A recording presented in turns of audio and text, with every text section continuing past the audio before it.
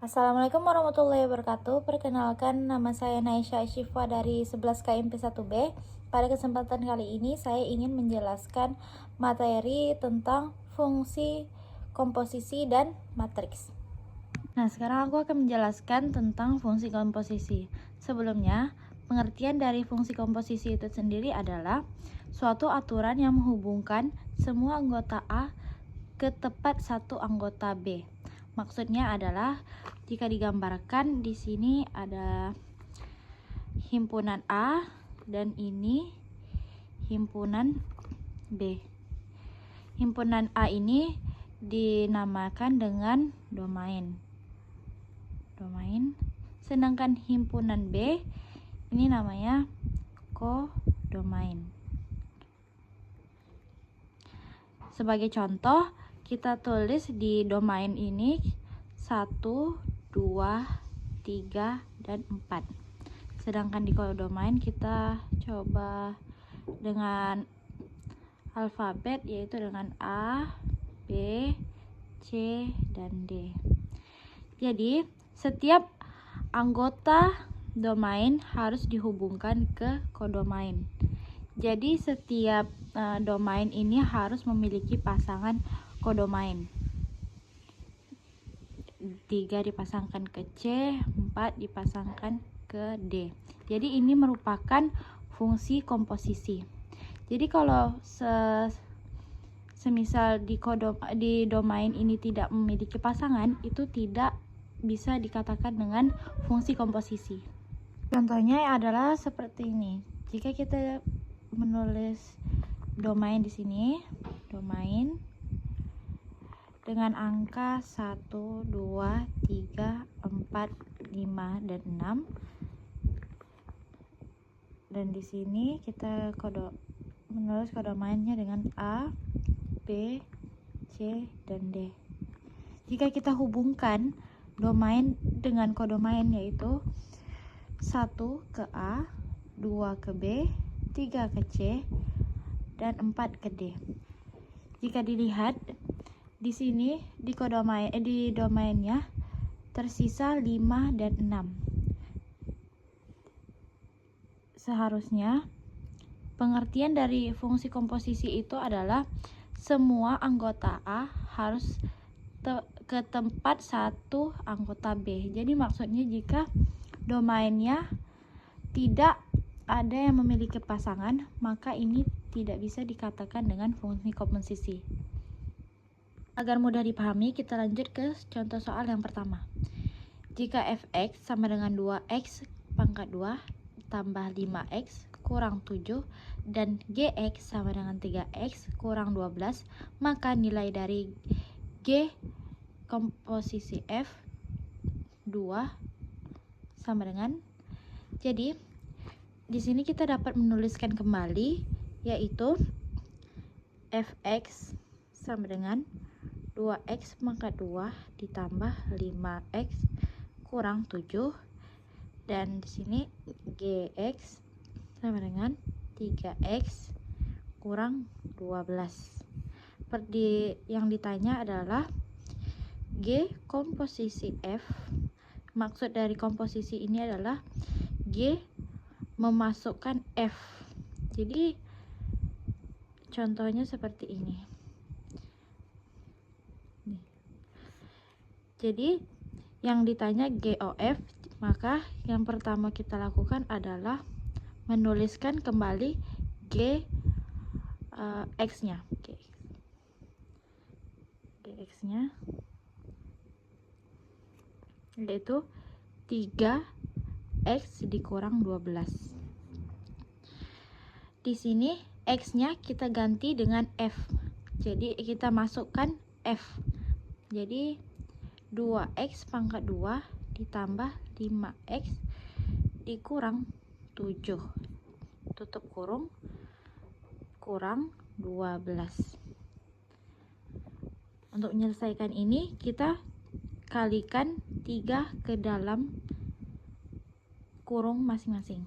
Jadi 3 dikali 2x pangkat 2 itu 6x pangkat 2 3 dikali 5x itu 15x.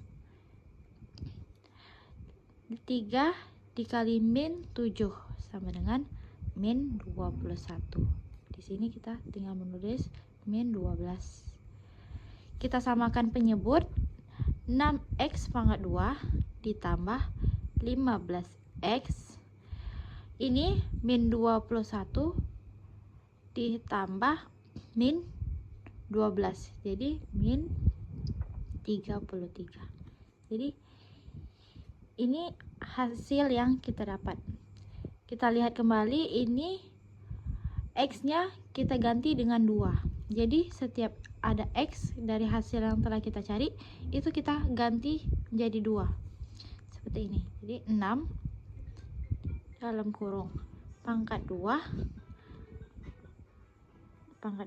ditambah 15 dalam kurung 2 kurang 33.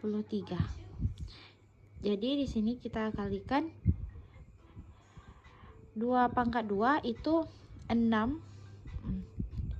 Jadi 4 tambah 15 kali 2 itu 30 min 33.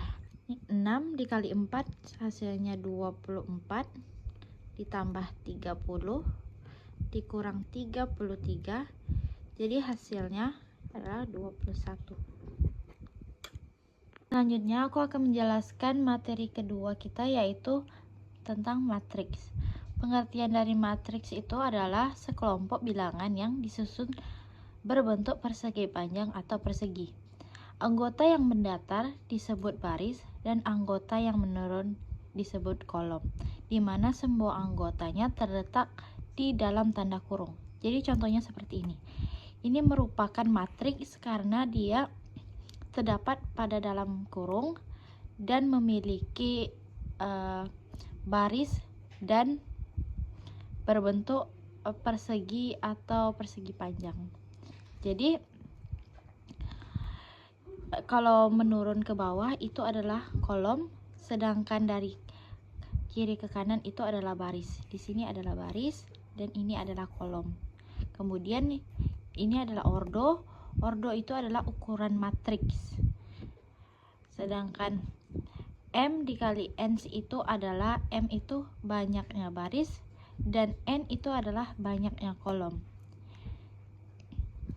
Jadi contohnya seperti ini. Kalau 2 dikali 3 itu berarti dia memiliki 2 baris dan 3 kolom. 2 baris dan 3 kolom. Dan ini 1 dikali 3 berarti ia memiliki 1 baris dan 3 kolom. Yang ini juga 3 dikali 2 itu ia memiliki 3 baris dan 2 kolom. Kita lanjut pada jenis-jenis matriks. Jenis-jenis yang pertama itu adalah matriks kolom, yaitu ordo M, ordo baris dikali kolom. Jadi di sini terdapat baris 3, kolom pertama. Jadi matriks kolom ini memiliki 1 kolom saja seperti yang ada pada gambar. Kemudian yang B itu adalah matriks baris, berbeda dengan matriks kolom. Ia memiliki ordo 1 dikali N, yaitu baris dikali kolom. Bentuknya adalah memanjang ke kanan. Ini adalah baris, sedangkan ini adalah kolom. Jadi di sini bisa ditulis 1 dikali 4 atau baris dikali kolom. Kemudian yang C ada matriks persegi. Matriks persegi itu memiliki ordo yang sama dan ukuran yang sama.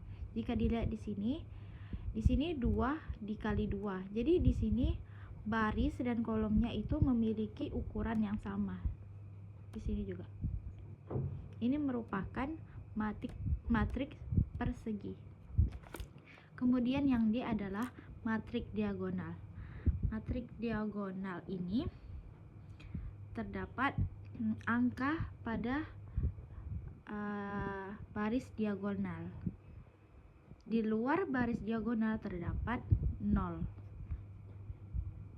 Kemudian yang E itu adalah matriks skalar. Beda dengan matriks diagonal, matriks skalar ini berupa angkanya itu sama semua. Jadi sedangkan matriks diagonal itu memiliki angka yang berbeda setiap diagonalnya, sedangkan matriks skalar itu diagonalnya memiliki angka yang sama. Kemudian itu yang F ada matriks identitas. Kemudian adalah matriks identitas. Matriks identitas ini adalah memiliki elemen utama yang bernilai 1, sedangkan elemen utama yang di luar itu bernilai 0, seperti di gambar. Kemudian ada matriks segitiga. Matriks segitiga ini memiliki dua, yaitu matriks segitiga atas dan matriks segitiga bawah. Matriks segitiga atas itu segitiganya berada di atas seperti ini. Ini merupakan matriks segitiga atas. Sedangkan matriks segitiga bawah itu bagian bawahnya berada di bawah seperti ini. Kemudian yang H itu adalah transpos matriks, yaitu jika kita mendapati matriks seperti ini, cara untuk transposnya adalah dengan mengubah kolom menjadi baris seperti ini, dibalik.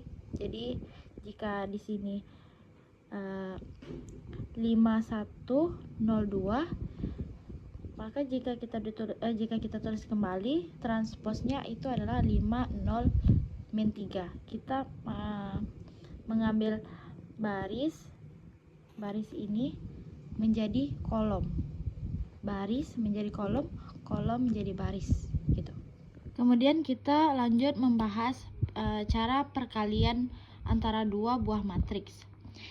Jika dilihat di sini A dikali B, jika kita ingin mengalihkan sebuah matriks, dua buah matriks, maka kita harus perhatikan baris dan kolomnya. Jika di sini terdapat A,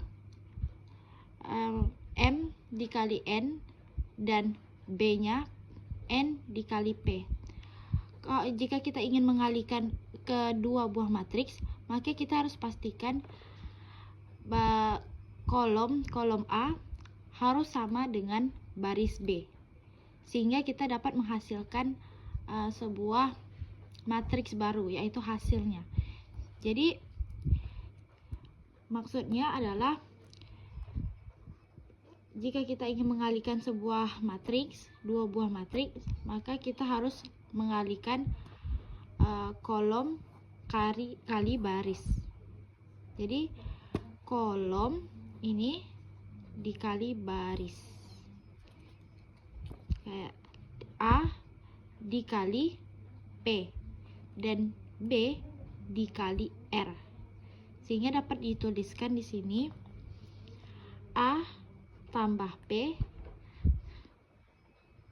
ditambah B tambah R, kemudian C tambah P ditambah D tambah R,